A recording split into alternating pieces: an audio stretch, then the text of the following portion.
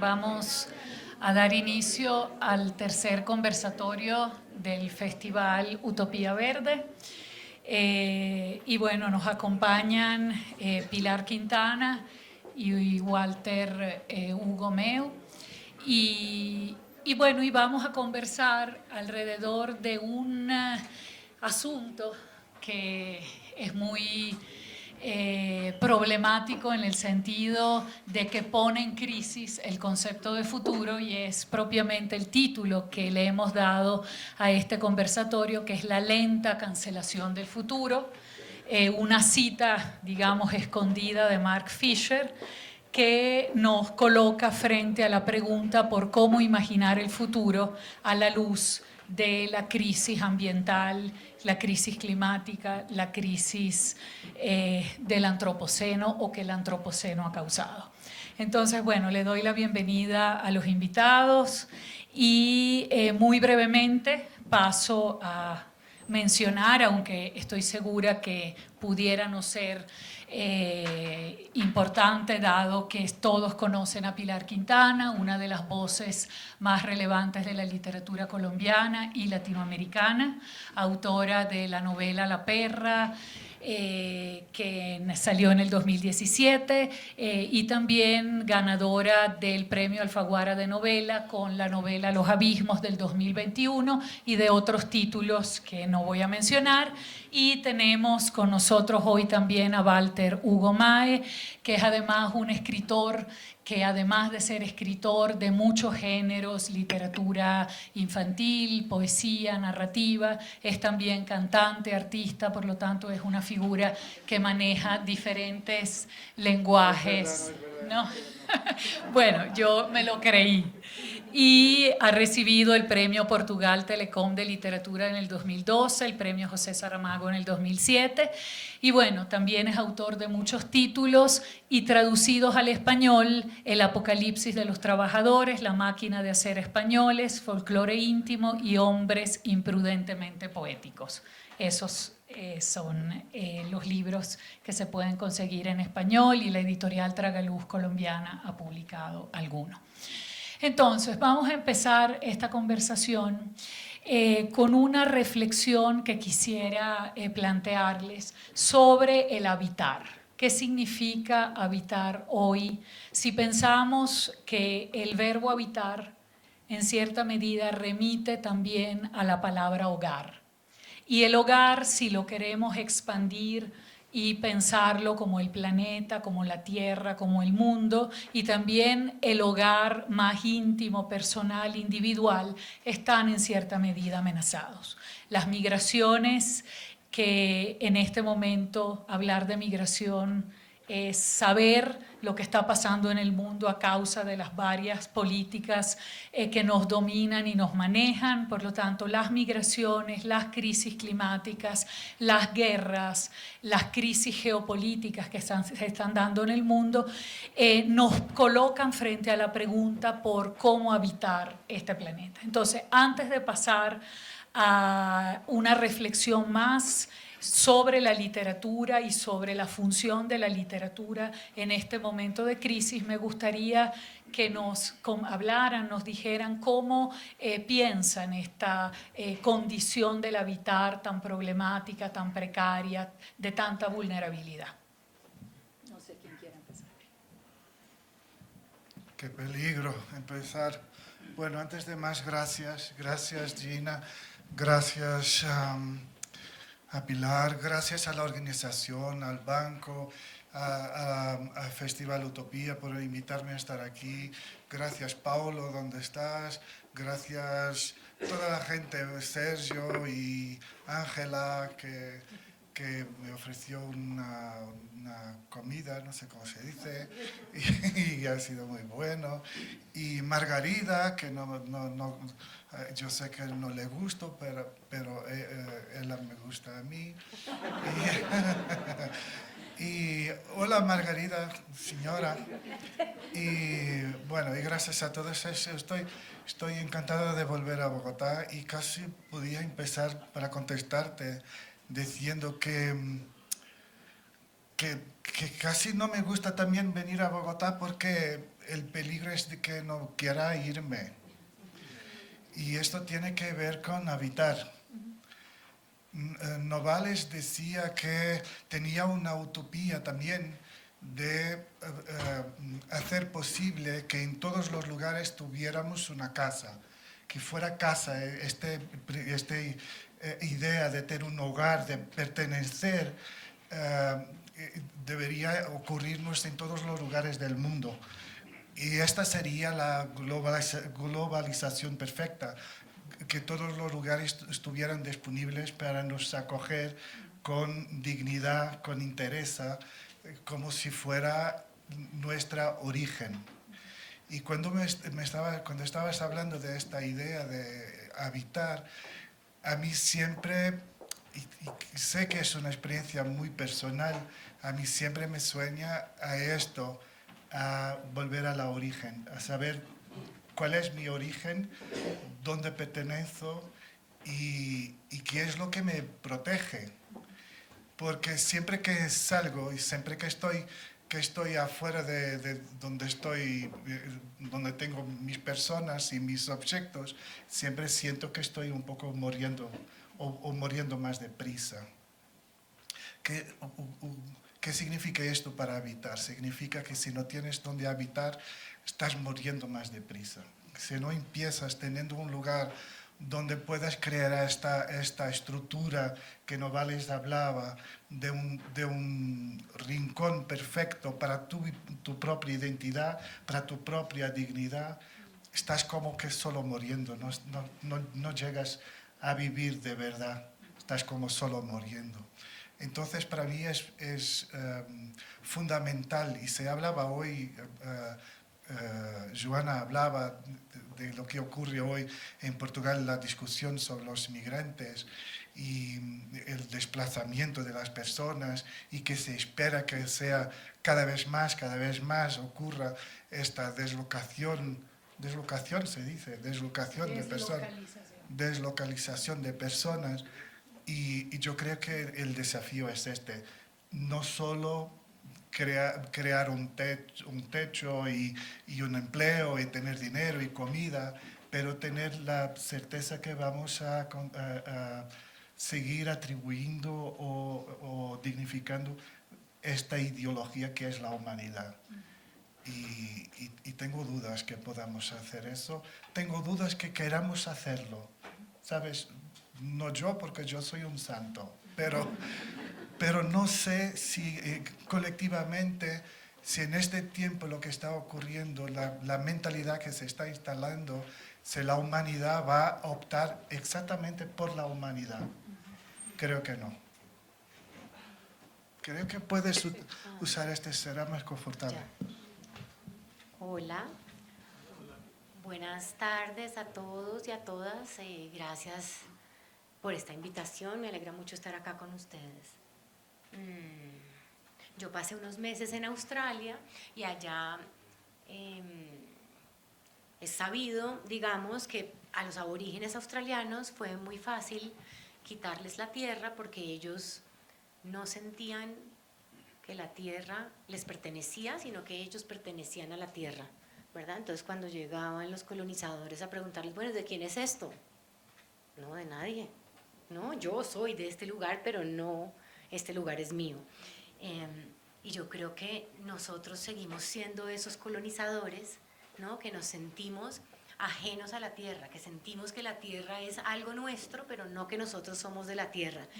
Y me pregunto cuándo ocurrió ese cambio de mentalidad en el que dejamos de sentirnos animales y pertenecientes a la tierra a sentirnos dueños de la tierra, ¿no? Y creo que es una pregunta bien interesante porque si perteneces a un lugar, si ese lugar no es tuyo para destruirlo, sino lo asumís como el lugar, como efectivamente es el lugar al que pertenecemos, ¿verdad? Nosotros no podemos habitar ningún otro lugar que no sea esta tierra. Está hecha específicamente para nosotros como animales. Creo que nuestra relación con el habitar cambiaría, ¿verdad? Nosotros sabemos que somos animales, pero es como si no lo supiéramos porque nos sentimos diferentes y nos sentimos que estamos, que somos como o superiores o diferentes, ¿verdad? Y muchas veces, digamos, cuando concebimos la ciudad, la concebimos como una cosa que está separada y aparte. No conseguimos que nuestros edificios de hormigón son parte de la naturaleza porque los hicimos nosotros, que somos parte de la naturaleza. Y yo creo que esa es mi gran pregunta, lo que me gusta preguntarme en el lugar en el que pienso, que es en mi literatura, digamos, creo que es interesante que nos preguntemos por nosotros mismos como animales, qué somos como animales y qué estamos haciendo y qué nos hemos hecho como animales. Muy bien, bueno, digamos que ambas respuestas ponen en evidencia que aquello que si bien es cultural, lo asumimos como natural, que es pertenecer a una casa, a un espacio donde reconocemos nuestro origen, nuestro arraigo, está en cierta medida vulnerado por una serie de factores que tienen que ver también con cómo hemos conducido todo lo que son las políticas ambientales, sociales, que han convertido lo que debería ser la casa o el hogar en un lugar de hostilidad, también porque hemos perdido esa pertenencia que tiene que ver más con lo emocional, con lo afectivo, con lo que no necesariamente tiene que ver con la conveniencia de estar en un sitio por razones que muchas veces terminan siendo más de orden económico que de orden, digamos, afectivo. Y sin duda alguna las migraciones son una condición que pone en evidencia la vulnerabilidad que tenemos cuando no pertenecemos o cuando no tenemos un documento de identidad que nos asegura ciertos derechos. De todas formas, la pregunta era para, en cierta medida, llevar a otra cuestión, que es un poco pensando en este festival, en las reflexiones que se han generado en las otras conversaciones acerca de la relación con la naturaleza, y Pilar planteaba pensarnos como animales, y quiero aprovechar tu novela La Perra como una novela que supongo que la mayoría conoce, o si no la conocen es una oportunidad para leerla. ¿Dónde termina el viviente, vamos a llamarlo humano, y dónde comienza ese viviente que no está marcado por la superioridad, digamos, antropológica, sino por sencillamente la condición de lo viviente? Entonces, bueno, un poco pensando en estos elementos, me gustaría que ambos hablaran de cómo la escritura, frente a la crisis climática, a la crisis ambiental, a la crisis de la migración, que también es una crisis que afecta el territorio, que afecta los espacios, cómo la literatura o hasta dónde la literatura puede abrir reflexiones y caminos o pensamientos que pudieran contribuir a pensar que el futuro, ese futuro que parece que se está extinguiendo sin ni siquiera haber llegado todavía, puede ir consolidando algún tipo de posibilidad, de esperanza, de condición favorable.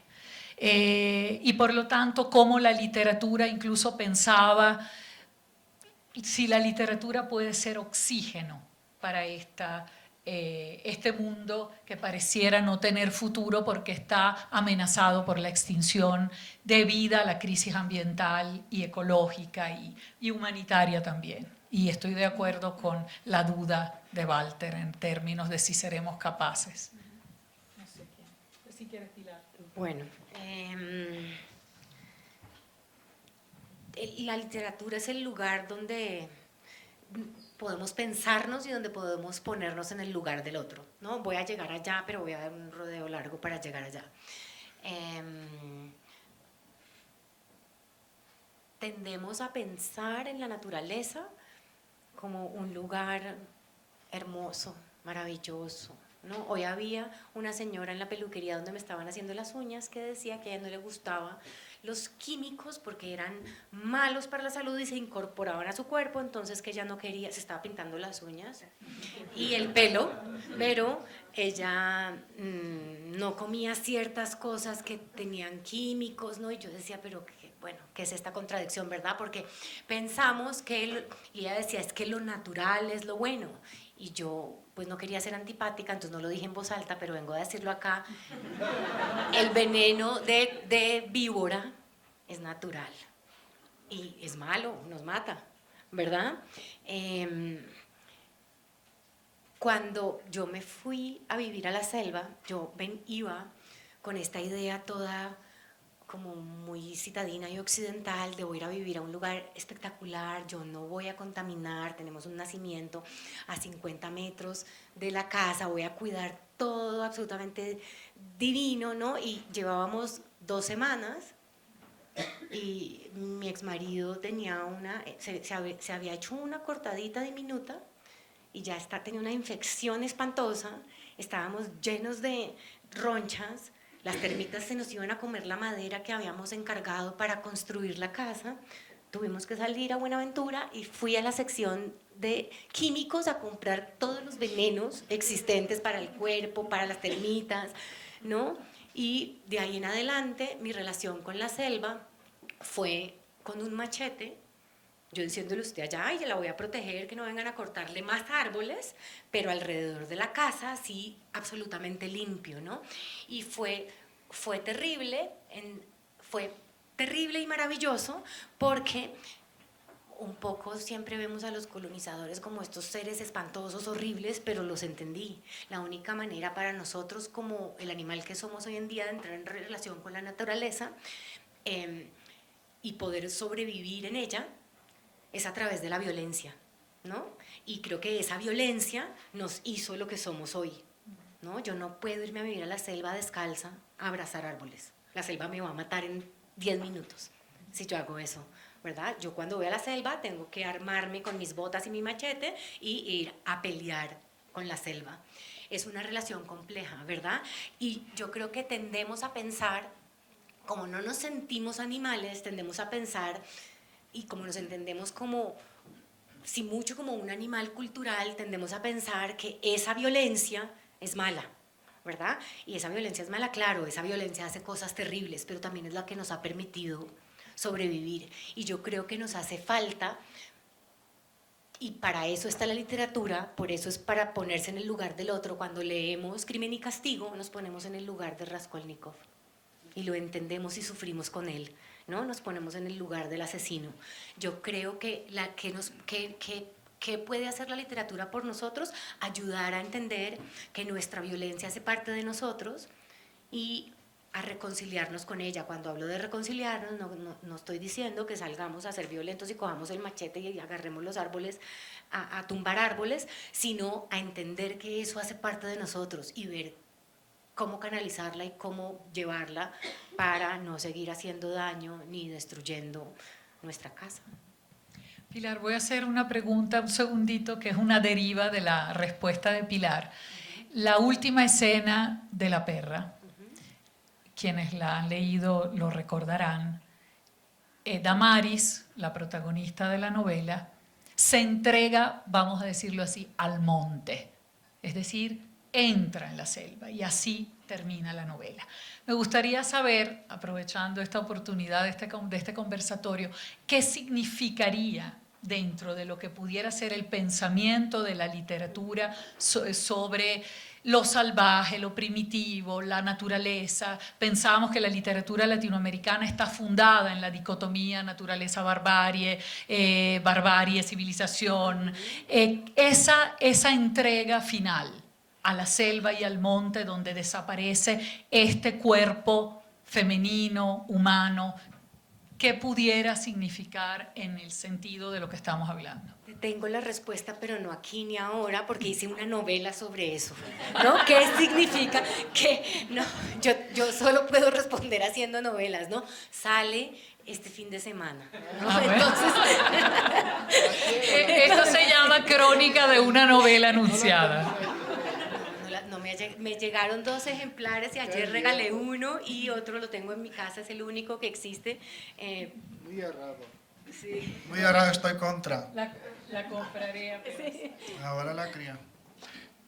Bueno, no sé si te voy a contestar, pero voy a intentar decir algo.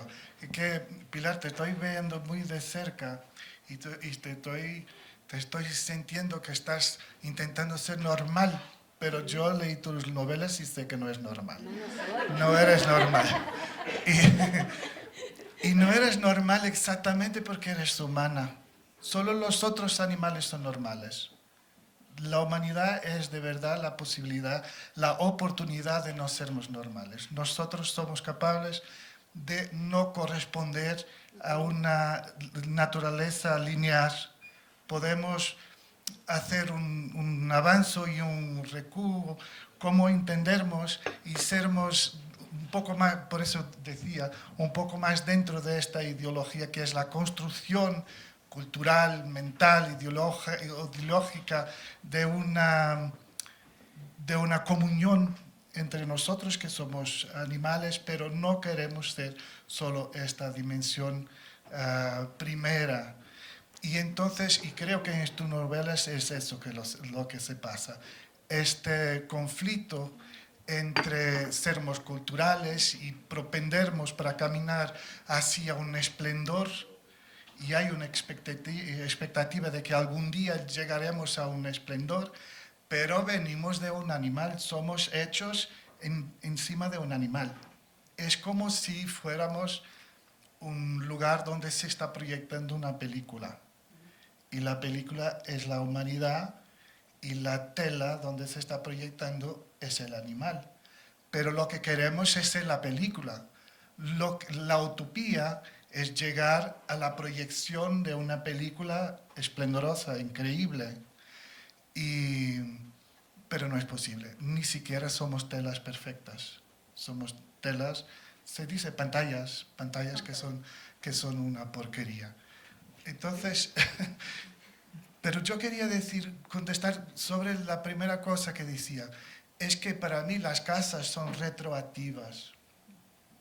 Cuando llegas a tu lugar, cuando llegas a tu casa, puede ser que por una primera vez llegues ahí, pero vas a sentir que ahí es tu origen, porque ahí vas a alargar todo, ahí vas a edificar todo y vas a impregnar ese lugar con toda tu identidad. Y eso va para atrás, eso es retroactivo. La casa se pone retroactiva porque ella va a ser el lugar que de alguna manera estás naciendo.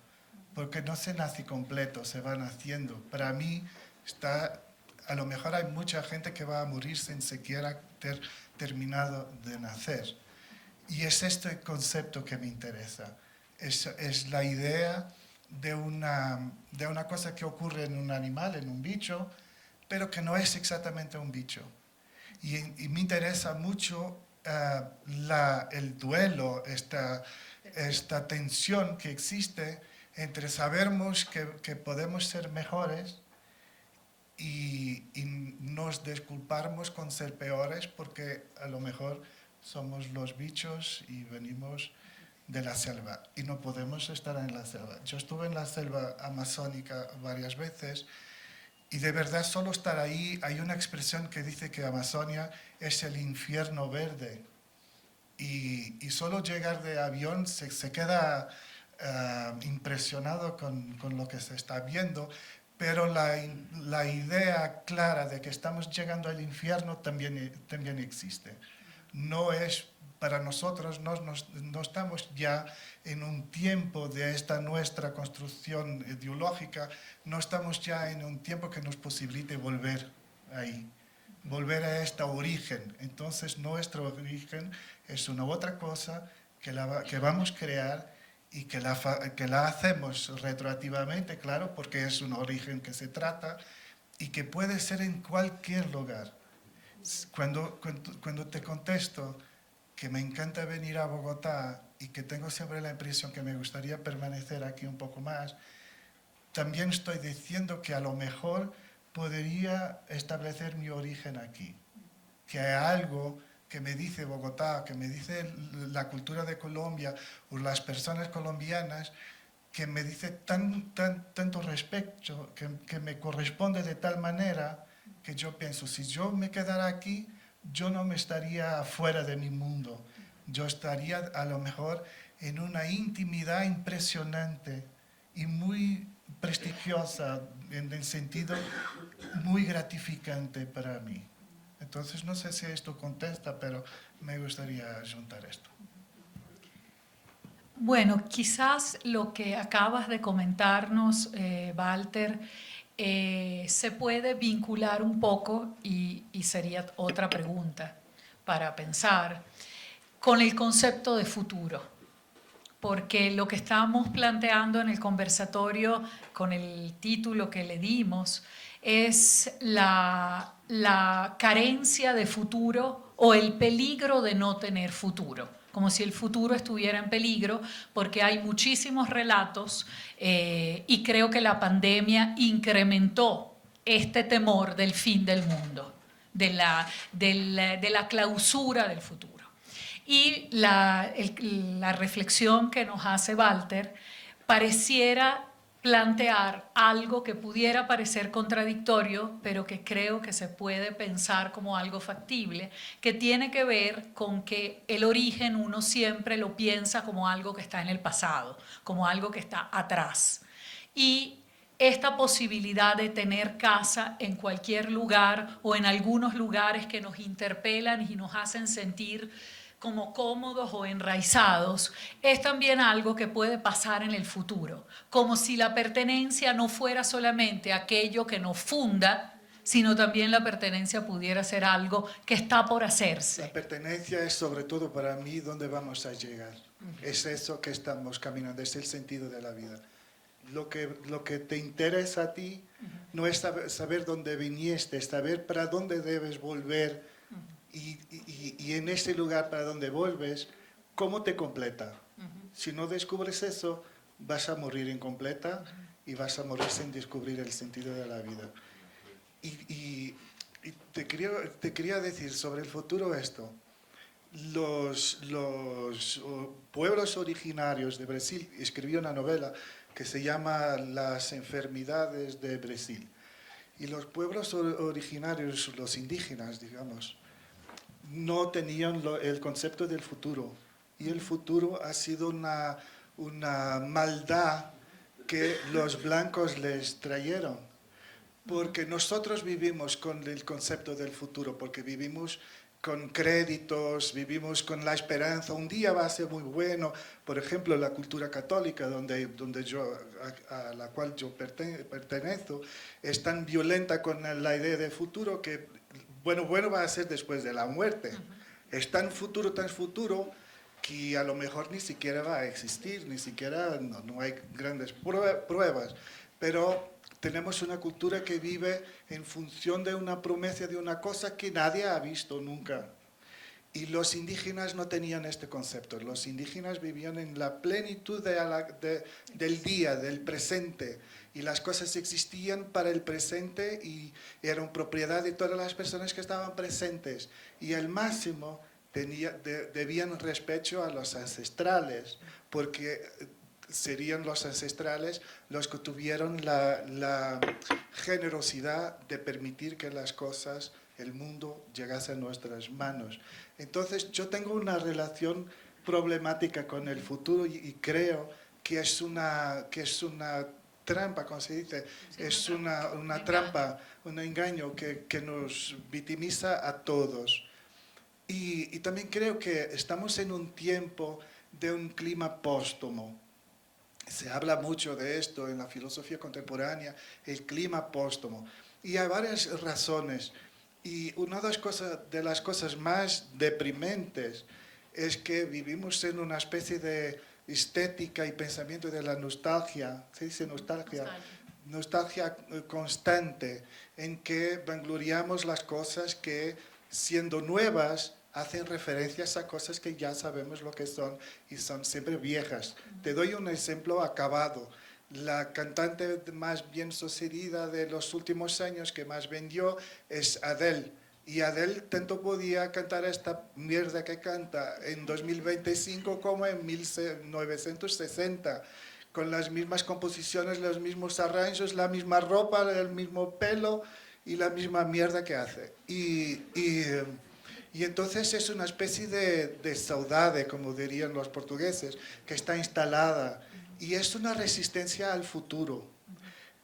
Amamos a Adele porque no queremos tener futuro. ¿Y por qué no queremos tener futuro? Yo creo que lo que se pasa es que estamos en una precipitación tan grande, en una aceleración tan grande, que tenemos la impresión que vamos a ser sustituidos, que vamos a ser preteridos, reemplazados desde antropoceno para el dataceno, para un seno también de mierda que habría de vivir.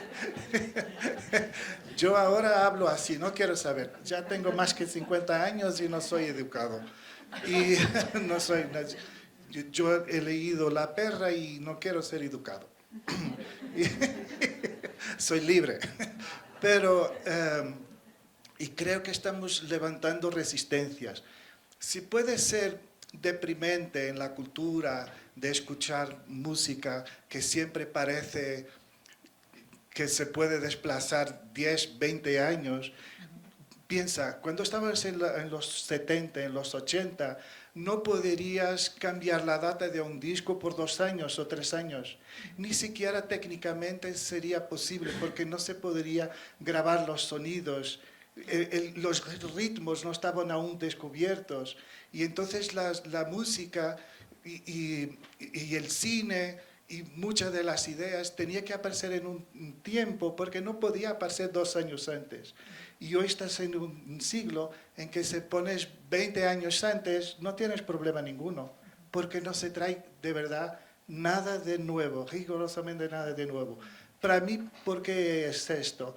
Porque estamos de verdad con esta impresión de que estamos muriendo, que las cosas están acabando, terminando, y entonces estamos instalando una conciencia ultra conservadora que intenta detener el tiempo y decir, bueno, si estamos muriendo, vamos a morir muy lentamente, muy despacio, y vamos a hacer y vamos a escuchar las músicas que nuestros padres podrían haber escuchado cuando eran muy jóvenes, y vamos a hacer las mismas cosas y cometer los mismos errores y ser estúpidos como ellos fueran y volver a los prejuicios y todo esto, porque a lo mejor es la manera de no morirnos, de estarnos muriendo pero no morir de verdad, porque de verdad el tiempo, el futuro si va a venir, es solo una cuestión de tiempo, y el tiempo no nos pertenece.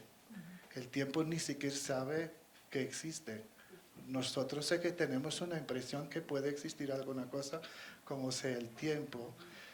Entonces yo quería decir estas cosas, todas deprimentes, todas contra nosotros, todas que no son buenas para la imagen de la humanidad, pero creo que es esto, y esto redunda en mierdas que Joana estaba hablando, como la victoria de la extrema derecha, que es de verdad una intención de volver en el tiempo, de no tener una relación con esta impresión que alguna cosa va a venir que no necesita de nosotros. Y por otro lado, también me parece que estamos en un siglo donde algunas multitudes se levantaran, y nosotros sabemos que la única manera de impedir que avancen es con la violencia y es con un retroceso. Y eso dice respecto, por ejemplo, a los derechos femeninos de las mujeres, LGBT, al racismo, al fin del racismo.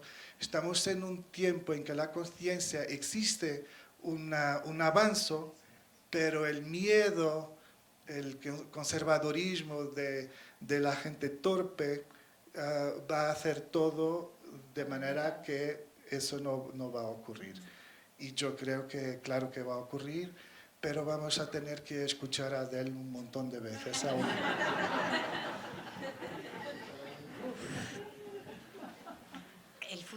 futuro es como una fuente de angustia, ¿no? Y con el estado de las cosas, con la subida de la derecha en todas partes, con esa amenaza ahí latente de que siga subiendo en más partes, digamos, con el calentamiento global, con la destrucción de las selvas, es como algo en lo que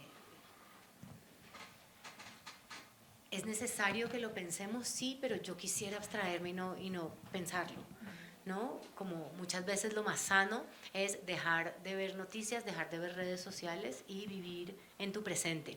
Y creo que es algo que aprende uno también en terapia, ¿no? Para no vivir con la angustia de lo que no ha pasado, que no sabemos qué va a pasar.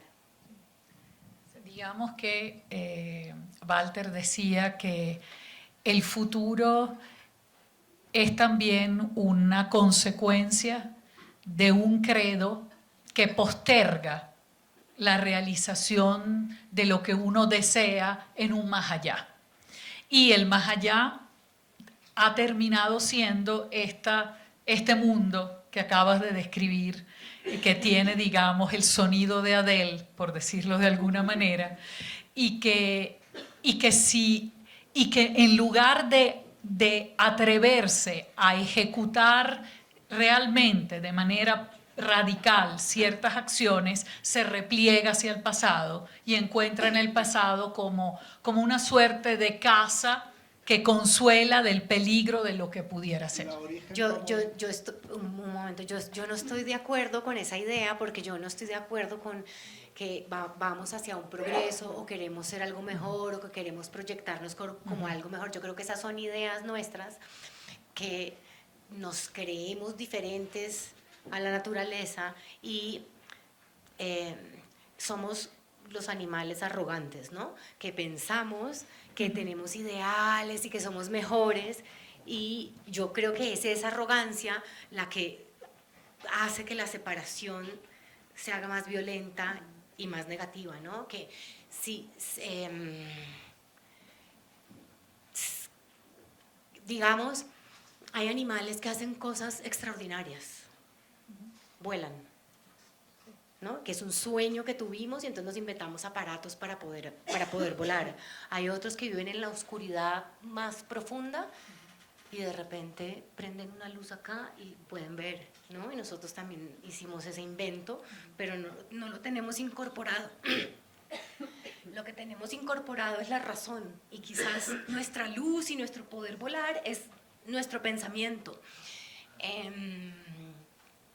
Pero entonces yo no creo que nosotros, yo creo que esa lucha no es que no estamos volviendo al pasado, sino que siempre hay una lucha entre dos fuerzas, ¿no? Entre nuestro lugar de luz y nuestro lugar de sombra, y que ahí vamos a estar siempre, ¿no? Así como inventamos armas de destrucción masiva, inventamos un corazón mecánico para que alguien que tiene un defecto pueda seguir viviendo, ¿verdad? Entonces tenemos esa razón, y ese ser nuestro no escapa de la fuerza de la naturaleza, y siempre estamos en una lucha constante entre, lo han llamado el bien y el mal, pero puede ser la oscuridad y la luz, o la barbarie y la civilización, ¿no? Digamos.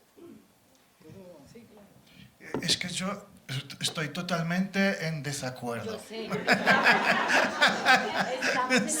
Solo para empezar. Es que yo no creo que sea una cuestión de arrogancia, es una cuestión de oportunidad. No es porque seamos mejores, es porque tenemos la oportunidad de la no normalidad. Es porque tenemos la oportunidad de hacer alguna cosa que los otros animales no tienen. Si eso va a ser una cosa mejor o peor, es una decisión que se queda en nuestras manos. Pero nosotros podemos llegar a inventar un corazón que es de plástico o lo que sea, que es una máquina, y un perro no lo puede hacer. Y la cuestión que se pone es, si lo podemos inventar, vamos a inventar, o vamos a quedarnos en esta dimensión animal primera y vamos a recusar la oportunidad de seguir en un camino donde podemos incluso descubrir lo que no sabíamos que íbamos a descubrir. Y eso para mí es la literatura. Yo escribo porque no sé, porque jamás escribiría una novela sobre lo que yo sé. Yo escribo para saber, para descubrir. Creo que ese es el único punto en el que estamos de acuerdo. Vale. Y es eso que es nuestra oportunidad, es caminar delante del desconocido y así el desconocido, y vamos revelando, revelando y revelando. Y los perros no lo pueden hacer. Y los pájaros, que son increíbles, no lo pueden hacer. A lo mejor pueden descubrir otras cosas, no sé qué, y pueden tener una espiritualidad a la cual no accedemos. Pero yo sé que nosotros tenemos esta oportunidad. Tengo dudas si los otros animales tienen. Y nosotros tenemos esta oportunidad. Y no quiero volar, tengo vértigo. Hasta en esto estoy en desacuerdo. Bueno, el tiempo se está acabando y queremos darle la oportunidad a ustedes también de hacer preguntas. Quizás si pueden contestarlo muy brevemente, porque acabo de decir que ya estamos en el filo del final. 2 palabras sobre lo que están escribiendo, aunque no tienen que revelar ni títulos ni nada, pero hacia dónde va la escritura actualmente de cada una y uno, sobre qué están pensando en términos de también este contexto tan atormentado en cierta medida que estamos viviendo, hacia dónde va la escritura de Walter y la escritura de Pilar. Bueno, yo estoy escribiendo una cosa que implica con Italo Calvino y estoy inventando una historia que se pasa en las montañas con una patroa, ¿se dice? ¿Una patroa? Una jefa. Una patrona y una empleada, en que la patrona se queda sin dinero y explota a la empleada para que produzca una cosa para producir dinero. Y un día la empleada piensa, bueno, si soy la única que puede hacer esto, si es el dinero que entra en esta casa, incluso para pagar mi salario, es el dinero del producto que yo invento, yo debía ser la patrona y usted mi empleada. Y entonces es una revolución entre 2 mujeres y pues, bueno, y voy a poner una perra. Siempre. No, de verdad. Por eso quiso leer La perra muchísimo. En todos mis libros hay perros, todos. Y tengo un único libro que reúne todos mis cuentos, los cortos, y se llama Cuentos de perros y malos lobos. Porque en todos los cuentos hay un perro. Y entonces me encantó la perra. Sí. Estoy muy de acuerdo con tu perra. Bueno, yo siempre quería hacer como una obra de teatro que hubiera una mesa en el escenario y una pareja, ¿no? 2 personajes.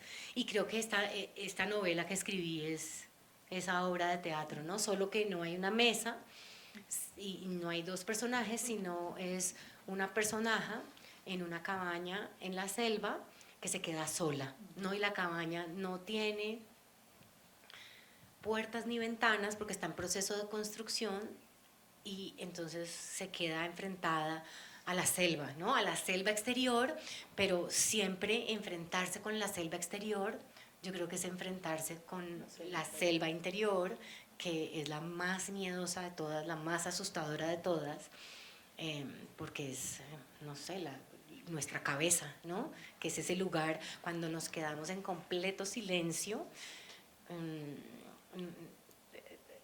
nos quedamos con los ruidos, claro, con lo que tenemos adentro. Entonces es eso, ¿no? Es una mujer sola en la selva. Y cómprenla, ya casi sale.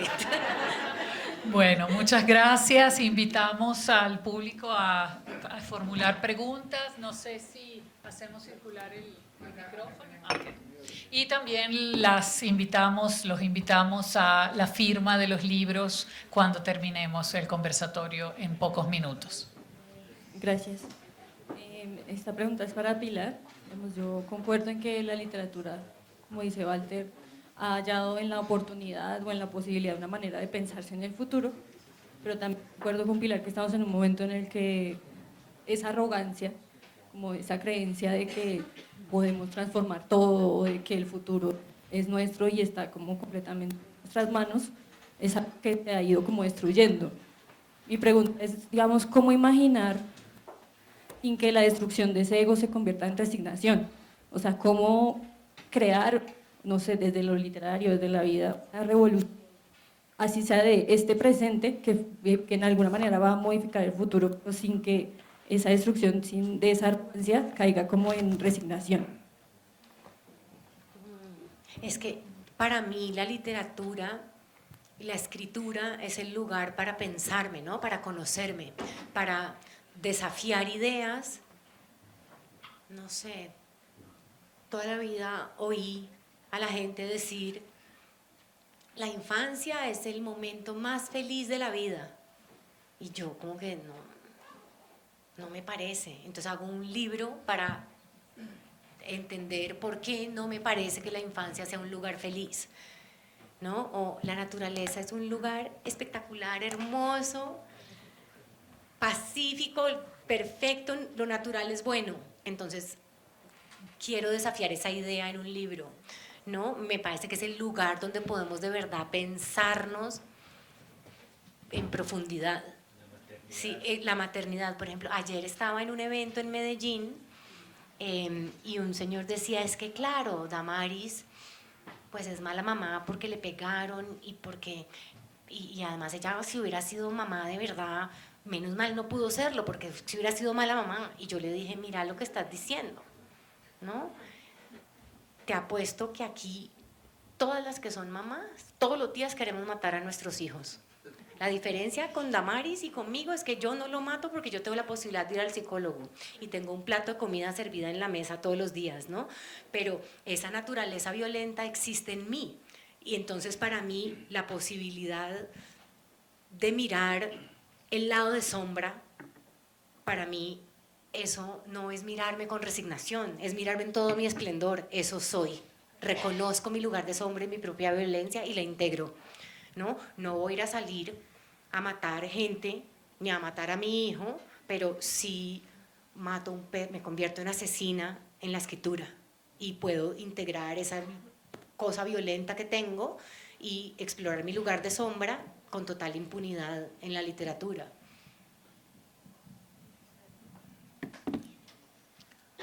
¿Alguna otra pregunta?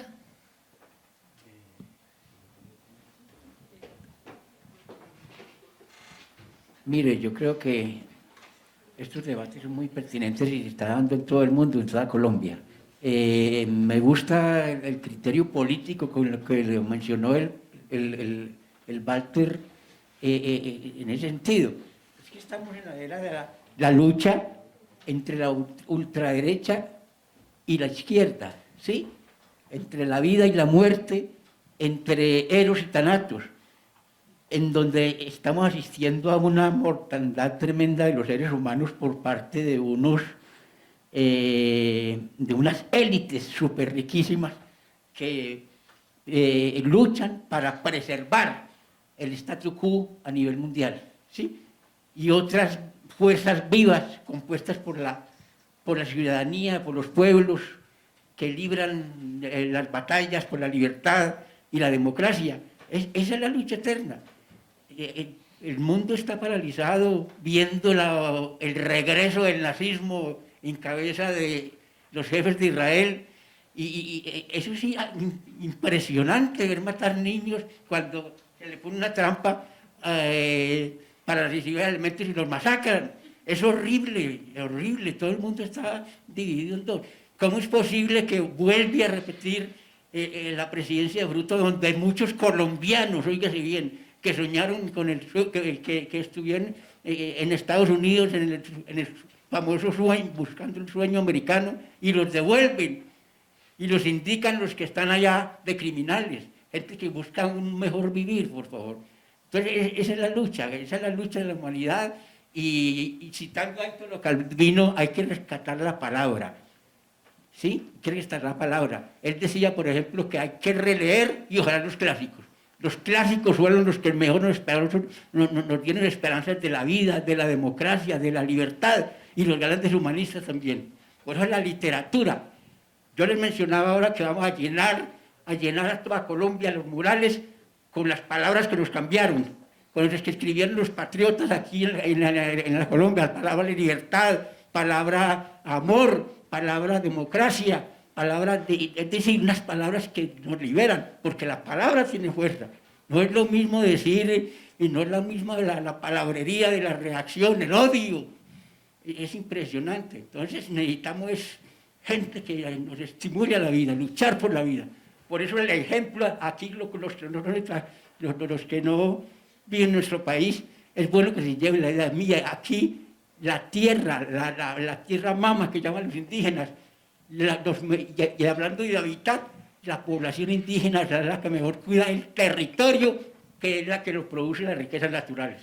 Así de sencillo, es el problema más político entre la reacción y la acción benefactora de una cantidad de líderes y de unos pueblos que buscamos la liberación. Muchas gracias. Bueno, creo que el conversatorio con Pilar y con Walter nos permitió una reflexión sobre la función de la literatura frente a la crisis que estamos viviendo y cómo la palabra es una forma de la resistencia. Y creo que este festival Utopía Verde tenía también la intención de poner el oído en la literatura para pensar la literatura incluso como una forma de micropolítica, de intervención de los espacios y también de la naturaleza en términos de cómo poderla nombrar a través de otras formas de pensamiento que no son las dominantes y las que terminan imponiéndose y cerrándonos la imaginación. Yo creo, aprovecho para decir esto, que la imaginación y atreverse a imaginar más allá de los límites que nos han enseñado es una manera de abrir la literatura, como lo hizo Calvino, por cierto, en toda su trilogía y otras novelas, aprovechando la cita que hicieron. Le cedo la palabra a Jerónimo. Y yo invito a Paulo. Me caigo. Paulo. Pasa. No, igual voy a ser muy corto, no estaba pensado que yo estuviera aquí, más allá de agradecer, de decir que incluso esta que es de Mark Fisher sobre la lenta cancelación del futuro, yo estoy muy preocupado porque incluso se dice que ya no se puede hablar de futuro sino de porvenir. No creo, confieso que no creo contra mí y haciendo abogado del diablo mucho en la palabra utopía, entonces tuve que adoptarla aunque es una palabra que me cuesta. Utopía a veces parece incluso una tierra prometida y ahí vemos la violencia que puede haber detrás. Entonces, bueno, habría mucho que decir, pero sí creo que en el contexto de una utopía verde, de pensar la sostenibilidad, de pensarnos en el mundo en el que estamos, es urgente, que la literatura tiene un papel en el que creo muchísimo. Agradecí mucho también la experiencia de escuchar de Guimaraes con todo lo que tiene que ver con resiliencia, con creatividad, con un proceso largo, con acercarse a las personas. Creo que me queda en la memoria esa anécdota del niño brasileño al que el municipio, que dice no haberle dado nada, le da un taxi para ir al colegio y permite, digamos, que tenga dignidad. Y acercamos mucho la dignidad y el cuidado a la cultura y eso es fundamental. Entonces, si hay una parte, digamos, soñadora mía, así también puede ser Raskolnikov, y una parte en la que creo muy importante, que esa utopía en la que creo poco, por lo menos en términos de la dimensión verde, y de pensar el mundo que de alguna forma estamos destruyendo, y para mí es cada vez más difícil dar algunas clases con algunos estudiantes que sienten esa nostalgia, esa saudade, pero ya de una forma muy negativa. Entonces, muchas gracias por haber estado aquí, muchas gracias a Paulo Ferreira, el director del Festival Utopía, que no se acercó, pero podría estar aquí conmigo y que me invitó aquí a estar. Es un festival que ha estado ya 2 veces en Braga, en el norte de Portugal. Es Braga y Guimarães las ciudades que vinieron invitadas a esta primera internacionalización del festival. Y muchísimas gracias, como siempre, pues, a la Biblioteca Luis Ángel Arango, al Banco de la República, a todas las personas que ahí estuvieron desde en todo momento. No voy a decir nombres porque la lista es larga, hay como 20 invitados, una cantidad de personas encargadas, cada una fue muy importante. Y mañana viajamos a Medellín para seguir, digamos, en algunos diálogos que además yo quiero que no se pierdan, que se graben. Me encanta que hayan diferencias, no que haya sido otro tipo de diálogo, así solo de coincidencias. Me quise meter varias veces en la conversación y me quedé con muchas preguntas, después las hago. Y nada, cerrar, agradecer y esperar que esto que es el plan y es la idea pueda volver a repetirse anualmente y que podamos volver a estar aquí con Utopía, que también va a pasar por las Islas Azores, que también va a pasar por otras latitudes, pero que también pueda volver a Bogotá, porque curiosamente los portugueses, y no solamente Walter, sienten que les gusta algo especialmente de Colombia, y creo que los colombianos, que cada vez son más que van a Portugal, se sienten muy, muy bien acogidos. Y creo que a muchos les gustaría ir a Guimarães, a Braga y a otras ciudades. Yo viví más de 10 años en Lisboa y siempre sentí que era mi segunda casa, y por eso quise, digamos, que estos diálogos entre Portugal y Colombia se mantuvieran mucho tiempo. Muchas gracias.